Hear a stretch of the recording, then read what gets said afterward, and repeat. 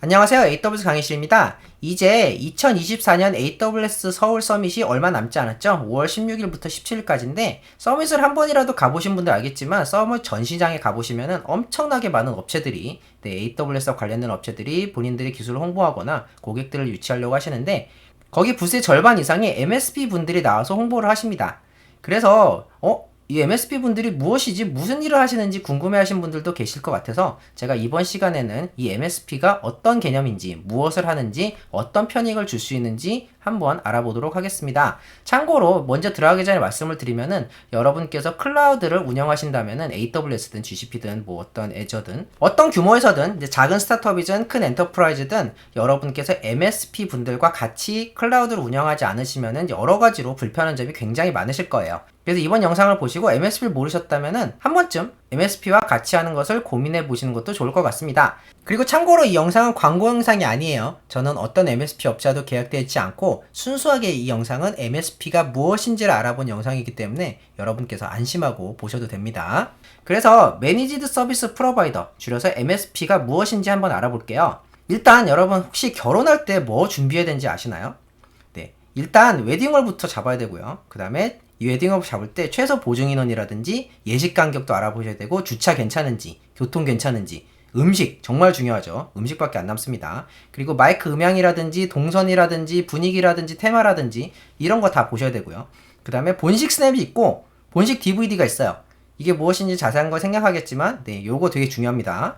그 웨딩홀마다 되게 다 달라요.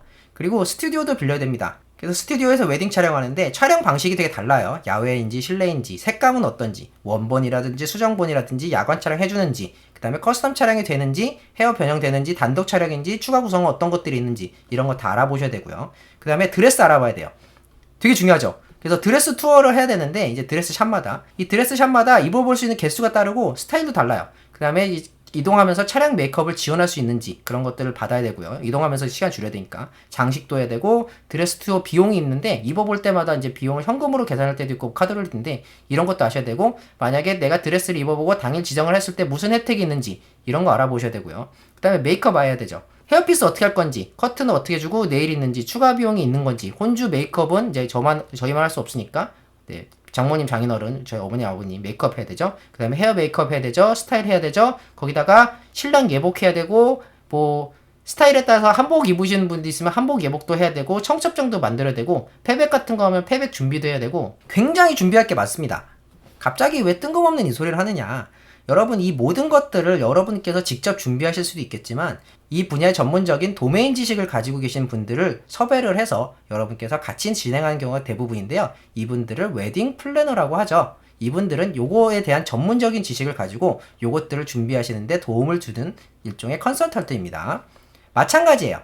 여러분께서 클라우드를 사용할 때 필요한 것들이 되게 많은데, 일단 아키텍처 설계도 해야 되고요. 신규 설계하든 아니면은 기존에 있는 온프레미스에 있는 걸 마이그레이션 하든, 그리고 운영도 해야 됩니다. 모니터링도 해야 되죠. 장애 대응도 해야 되죠. 어떤 뭐가 발생했을 때 보고서도 발행해야 되죠. 그 다음에 빌링 같은 거, 예를 들어서 빌링 처리를 한다든지, 일종의 뭐 정부 지원 사고를 받으셨으면은 선입금 처리를 한다든지, 비용 처리를 한다든지, 세금 계산서 발행한다든지, 그리고 기타 기술 지원 같은 거, 어떤 것들이 서비스가 잘 안 돼요, 이건 어떻게 쓰는 거예요, 이거 쿼터는 무엇인가요, 아니면은 우리가 만들고 있는 이 아키텍처가 괜찮은 건지 어떤 건지, 보안적으로 이제 문제될 게 없는지 이런 것도 점검도 해야 되고요. 정말 많은 것들을 여러분께서 클라우드에서 하셔야 되는데, 이런 것들은 AWS에 대한 지식이 깊거나 혹은 뭐 이쪽으로 전문 분야를 가지고 계신 분이 아니라면은 쉽지 않은 것이 현실이에요. 그래서 이런 것들을 해결해주는 아까 웨딩 플래너와 비슷한 개념이 바로 MSP입니다. 그래서 MSP는 클라우드 인프라 관리 서비스를 제공하는 업체입니다. 그래서 주요 역할은 일단 컨설팅인데요. 아키텍처 설계라든지 업데이트라든지 어떻게 사용하는 것이 베스트 프랙티스인지 가이드를 제공하는 등 여러가지 AWS와 관련된 혹은 클라우드와 관련된 컨설팅 업무를 주로 하시고요. 그 다음에 마이그레이션도 지원을 합니다. 예를 들어서 온프레미스에서 AWS로, 혹은 애저에서 AWS로, 혹은 그 반대로 이렇게 마이그레이션 지원도 같이 하시고요. 그리고 운영관리, 티켓 처리 같은 것도 같이 해주시는데, 여러분께서 AWS 사용하다 궁금증이 생기시면 AWS 직접 물어볼 수도 있지만, 이렇게 MSP 업체와 같이 끼고 계시다면 MSP의 티켓을 날려가지고 거기서 처리하는 경우도 있습니다. 그 외에도 다양한 운영 같은 것들도 보조해 주시고요. 그리고 빌링 관련 지원도 하시는데 대표적으로는 제가 이따가 잠깐 설명드리겠지만 여러가지 선입금 처리라든지 세금 계산서 발행이라든지 여러가지 비용 처리를 좀 더 용이해지게 해주시는 그런 지원도 해주십니다. 그리고 교육도 지원해주세요. 그래서 일정 규모 이상의 MSP 같은 경우에는 다양한 서비스에 대해서 AWS 서비스 말고도 다른 서비스들, 다른 서드파티에 대해서도 사용할 수 있는 교육도 지원을 해주고 어떻게 사용해야 되는지 이런 서비스는 어떻게 사용하는 겁니다. 이럴 때는 이렇게 하셔야 돼요. 이런 교육도 고객사한테 많이 지원을 해요. 그 다음에 POC도 지원을 하는데요. 이건 뭐냐면은 어떤 새로운 서비스가 있다든지 혹은 생규 서비스 같은 것들을 런칭할 때 고객에게 테스트 기간을 주는 거예요. 그래서 POC 기간이라고 해가지고 일정 부분 우리 서비스에 적용할 수 있는지 이걸 적용을 해서 어떤 편익이 있는지를 테스트해보는 기간을 POC 기간이라고 하는데 MSP 분들이 다양한 서비스와 파트너십을 맺어가지고 그런 것들을 고객사한테 제공을 해서 이런 서비스 한번 테스트해보세요. 이런 것들 이렇게 써보세요. 한번 이런 기회를 주시기도 하고 심지어는 AWS를 비롯한 다양한 서비스의 크레딧을 주시기도 합니다. 한번 써보시라고. 이런 것들도 MSP 분들과 같이 일했을 때 얻을 수 있는 편익이죠.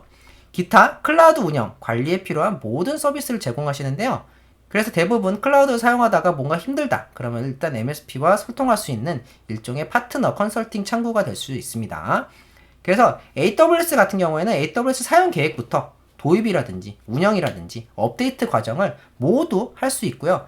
작은 스타트업의 경우에는 작을 때부터 계속 지속이 되기 때문에 이 컨텍스트가 어느 정도 이 파트너사와 같이 컨텍스트가 어느 정도 이 MSP와 같이 엮여 있기 때문에 자세하게 알 수 있죠. 서비스가 어떻게 성장하는지를 봐왔으니까요. 그래서 이렇게 동반 성장하는 모습도 이제 자주 보이기도 합니다. 그리고 MSP와 분들과 같이 했을 때는 몇몇 지원 사업 같은 경우에는 MSP를 필수로 끼고 지원을 해야 됩니다. 예를 들면은 사실 이거는 AWS는 아니긴 한데요. 이거는 마이크로소프트 애저 파트너십이에요. 근데 제가 AWS 사례를 찾으려고 했는데 다 지난 거라서 못 찾았는데 어쨌든 이거는 애저 크레딧을 지원하는 그런 프로그램인데 여기 쭉 보시면은 여기서 그 파트너사를 선택한 다음에 이 파트너사와 같이 신청을 해야 돼요. 그래서 여기 있는 파트너사 분들 중 한 분을 선택한 다음에 신청을 해야 되는데 이런 식으로 필수적으로 MSP를 끼고 지원하는 경우도 있고요.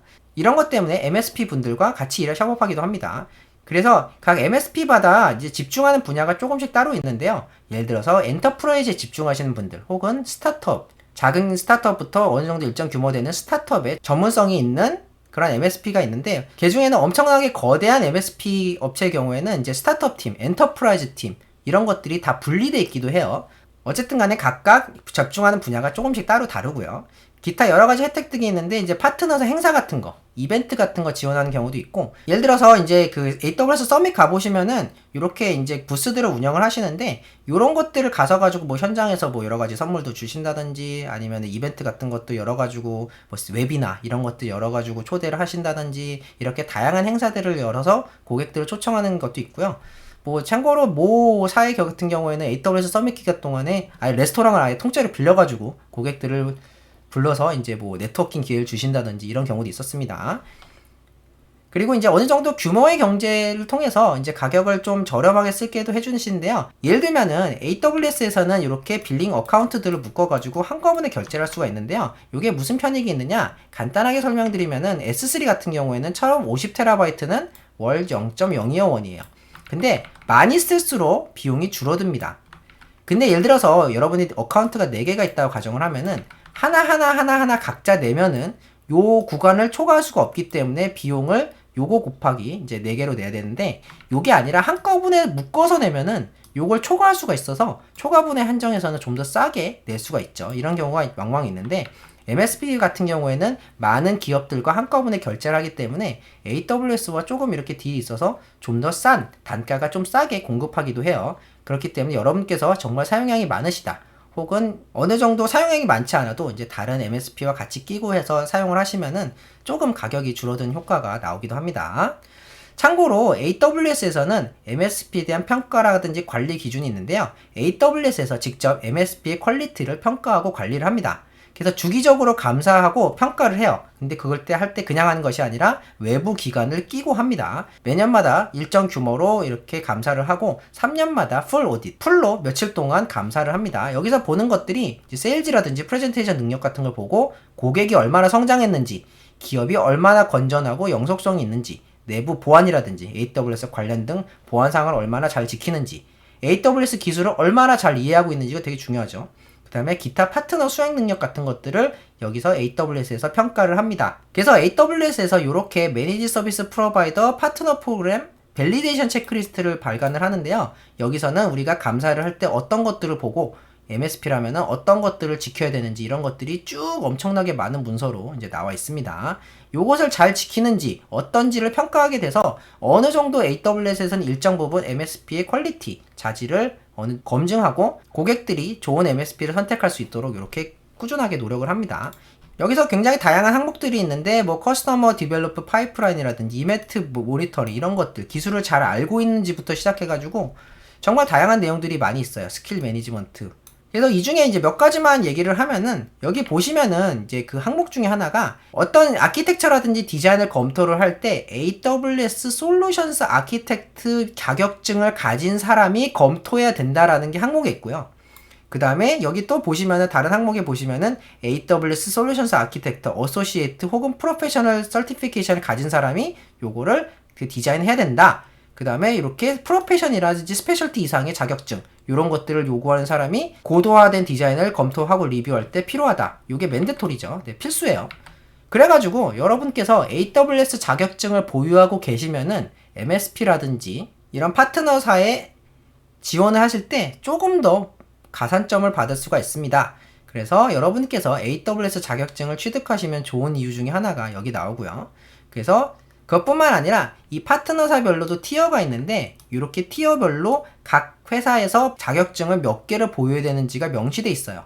그래가지고 여기 보시면은 셀렉트 티어, 어드밴스 티어, 프리미어 티어가 있는데 각 티어별로 여러분께서 그래서 파운데이션 자격증은 2개, 4개, 10개 이상 보유해야 되고 그 다음에 테크니컬 서티피케이트 어소시에이트 이상 이게 2개 있어야 되고 여기 어드밴스 티어에서 어소시에이트는 6개고 그 중에 3개는 프로페셔널이나 스페셜티 그 다음에 프리미어 티어는 25개 있어야 되는데 그 중에는 10개 이상은 프로페셔널이나 스페셜티 있어야 된다. 뭐 이런 식으로 자격증에 대한 조건이 있어요. 그래서 요걸 회사에서 근무하시는 분들이 자격증을 보유해야 되는데 요런 것 때문이라도 여러분께서 AWS 자격증을 한 번쯤 생각해 보시는 것도 좋을 것 같아요. 참고로 이렇게 여러분께서 MSP 목록을 좀 보고 싶다 그러면은 여기 들어가셔서 보시면 되는데 링크 밑에 넣어놓겠지만 여기 들어가 보시면은 AWS MSP들 파트너사 목록들 쭉 볼 수가 있어요. 한번 좀 볼까요? 여기 보시면은 서울 서울이라고 입력을 하고 한번 찾아볼게요. 그러면은 서울과 관련된 MSP 목록들이 쭉 이렇게 뜨게 돼요. 여기 이제 그냥 맨 위에 있는 거 저는 특정사를 편애하는 게 아니라 그냥 맨 위에 있는 거 한번 들어가 볼까요? 그러면은 여기 보시면은 이렇게 간단한 소개랑 이렇게 보시면은 요 업체에서 어떤 퀄리피케이션을 가지고 있는지에 대해서 떠요. 어떤 자격증들을 보유하고 있고 어떤 것들을 이제 서비스 밸리데이션 즉 AWS에서 검증을 했는지 그 다음에 사용 사례도 나옵니다. 아무거나 눌러볼게요. 예를 들어서 케이스 스터디 같은 거 눌러보면은 이렇게 고객 성공 사례 같은 것들 이거는 AWS 페이지인데 네. 어쨌든 이런 것들이 나오고요. 또 다른 것들 한번 볼까요? 요 업체들은 사실 서울은 아닌 것 같아요. 이렇게 들어가서 보면은 이렇게 이제 비슷한 내용들이 나오고 케이스 스터디 같은 거 한번 보시면은 이 업체에서 이제 그 현대와 어떤 식으로 협업을 했고 어떤 것들이 나아졌는지 이런 것들을 사용 사례를 이렇게 명시를 하기 때문에 여러분께서 MSP를 고르실 때 요 사이트를 참조하셔가지고 요거 한국어로 하면은 한국어로 나오거든요. 그래서 요런 것들을 보시고 한번 선택하시는 것도 나쁘지 않습니다. 그래서 이렇게 쭉 살펴보시면은 각 MSP마다 어떤 사례들이 있고 뭐 어떤 것들을 해왔는지 이런 것들을 쭉 보실 수가 있어요. 그래서 이렇게 보시면은 어떤 솔루션들을 만들어냈고 뭐 그런 것들 프랙티스 같은 것도 사례들도 있고 이렇게 열어보시면은 밑에 내려보시면은 이 고객들 목록도 나와요. 그래서 이 고객들 목록을 보시면은 이 MSP가 어떤 곳에 집중하고 있는지를 대충 좀 보실 수 있을 거예요. 그래가지고 이 고객사 목록을 보시면은 대충 업종을 알 수 있잖아요.